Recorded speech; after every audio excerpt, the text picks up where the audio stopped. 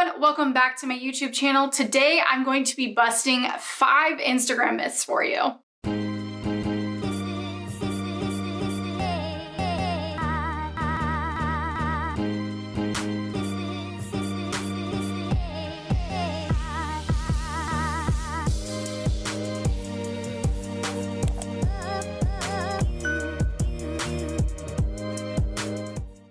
Alright, so I know Instagram can be a very confusing place, and I get DMs about these 5 myths all the time, or I see so many different comments or things circulating around on the internet with kind of a bit of confusion from everybody.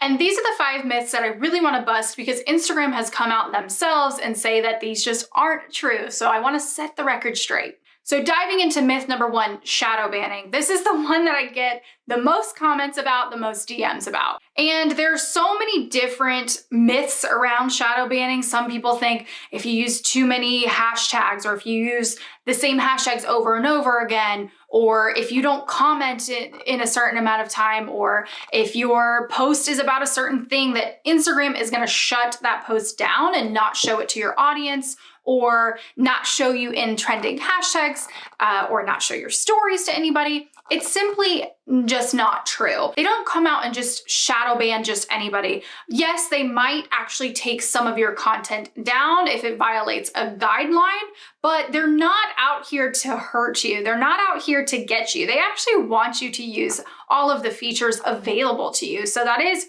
using hashtags and making sure that you are posting. They're not going to try and harm you for doing so. So a quick solution to this is if you feel like you've been shadow banned, or if that kind of is the first thing that comes to your mind, I want you to think about the content that you're putting out and the frequency at which you're putting it out. Because a lot of people will come to me and they're like, I've been shadow banned. And typically what has happened is they've ghosted on their profile for the last couple of weeks. They throw up a post and it doesn't perform very high, and they think automatically they've been shadow banned, where it's just your audience hasn't seen you in a hot minute, and they are not used to seeing that content from you, and it won't perform as high. And so then the algorithm is not going to continue to push it out. So I really want you to think before you're like, okay, I've been shadow banned, what may have led you to think that way? Start to analyze what you're doing and the content that you're putting out before you kind of jump to that conclusion. All right, number 2, using a third-party scheduling tool will decrease your reach and engagement. This one is just simply not true, because as long as you are using an approved third-party provider by Instagram, they have no reason, again, to limit your content. That would be kind of against the point. Instagram wants to share your content. They want to show your audience what you have to offer. I'm not exactly sure where this myth started, but let's just say it is true. Let's just play devil's advocate here. For me, I would much rather have content, high valuable content going out to my audience at a frequency and a consistency that I have promised to them.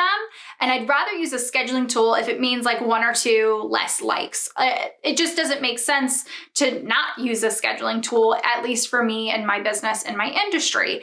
I would much rather, again, provide that high impactful content. And if the way to get it out is through a scheduling tool, by all means, let's use it. Of course, there are certain moments that I do like to post in the moment. Sometimes I'll throw up a personal photo and actually write the caption myself and post it on Instagram. Obviously Instagram stories, I try and do those in the moment, but a scheduling tool is not, plain and simple, there's no explanation needed for it. It's just not going to hurt you. The third one, this one's actually my favorite. I've heard a lot of people say that Instagram just hates my content. They don't want to show my content. They do this on purpose.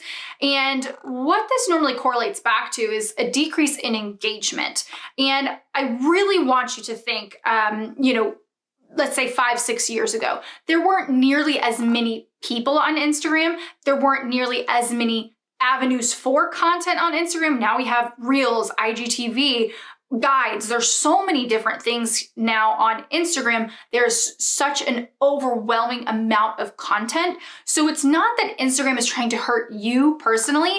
It's just there are so many more eyeballs to give that content to. There's so much more competition on the platform. So while, yes, traditionally speaking, we have seen a trend downwards in these analytics, in engagement, in reach, but that's just the nature of the game. We went from 500 million users on Instagram to, I think at one point it's up to 1 billion. Like, you know, so you're competing with all of those other people for the same set of eyeballs, for the same audience.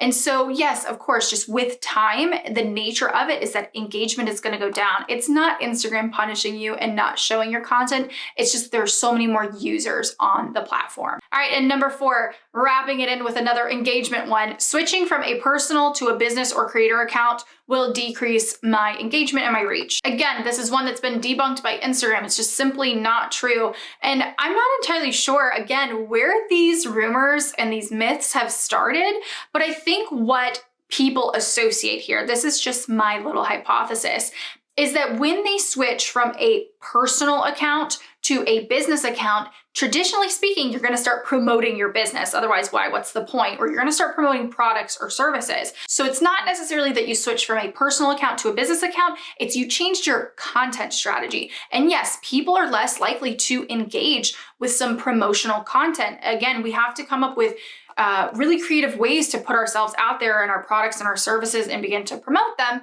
But still, traditionally speaking, that's not the type of content that people are going to engage heavily with. So it's not the fact that you switched your profile and Instagram's trying to hurt you. It's the fact that you switched your content strategy. And the other thing I want to say is by switching from a personal to business account, even if your engagement and your reach does decrease, which it probably will because you're going to start promoting your products and services, I want you to think about the benefits that you're going to get on the back end. Eventually, what will happen is you will see your engagement and reach go back up, because with a business account, you're going to be able to have access to specific analytics that you can take a look at and really tailor your content into what your audience wants.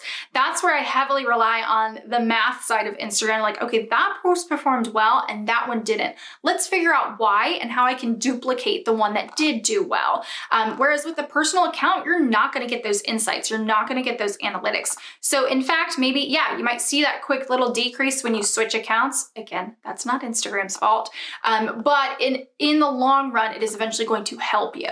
And this one, again, no freaking idea where this one started, but number 5 is going to be that Instagram penalizes you for editing your caption. No idea where this one started, why it's even a thing. If they were going to penalize you, why would they make it a feature? That's just the one that I just don't quite understand. If you want to go back, personally, I don't even worry about editing my caption if there's a typo. I'm like, whatever. The only time I'll go back and edit is if I get like a promo code wrong, if I'm trying to, promote a product or something like that. Or if I do a giveaway, I will just put giveaway is closed so that people stop entering it. Things like that. But if you want to go back and fix your typo, go back and fix your typo. If that feature was going to ding you, why would Instagram put it out there? It just doesn't make any sense. All right, so those are my top 5 Instagram myths that I love to debunk. Let me know in the comments below which is one that kind of came as a shock to you, or maybe another Instagram myth that you want me to go through and debunk. Make sure you hit that subscribe button and follow me over on Instagram at @a_creativeco, and I will see you guys next week.